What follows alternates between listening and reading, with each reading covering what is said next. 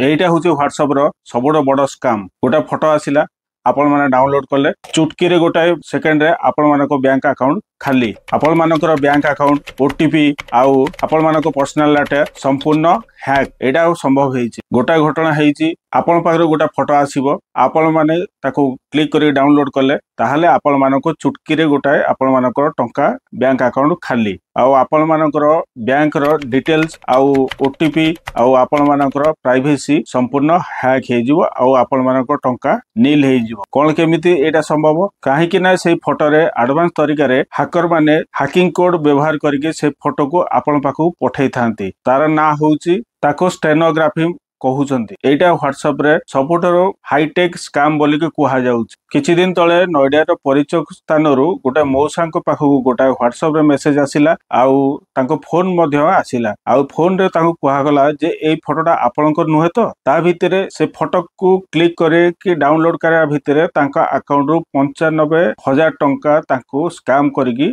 तांको ठकी निया गला। मतलब से मौसांक जनक पाखरु तांको मोबाइल हैक एवं तांको संपूर्ण डिटेल्स आ तांको प्राइवेसी सबु हैकर माननको पाखकु गोटे फोटो माध्यम रे जाइकी तांको अकाउंट खाली करिथिले। आउ एटा होची व्हाट्सएप रे सबुठ बड़ हाईटेक स्कैम बोली को कुहा जाउ। तेणु आपण माने सुरक्षित रहंतु, सतर्क रहंतु आ सावधान रहंतु। यदि ए वीडियो रे आपण माननको इंफॉर्मेटिव लागिछि ताहाले आपण माने लाइक शेयर सब्सक्राइब कर दियंतु। आउ आपण मानक प्यारा सा मतामत देकी हमकु उत्साहित करंतु। जय हिंद, जय भारत।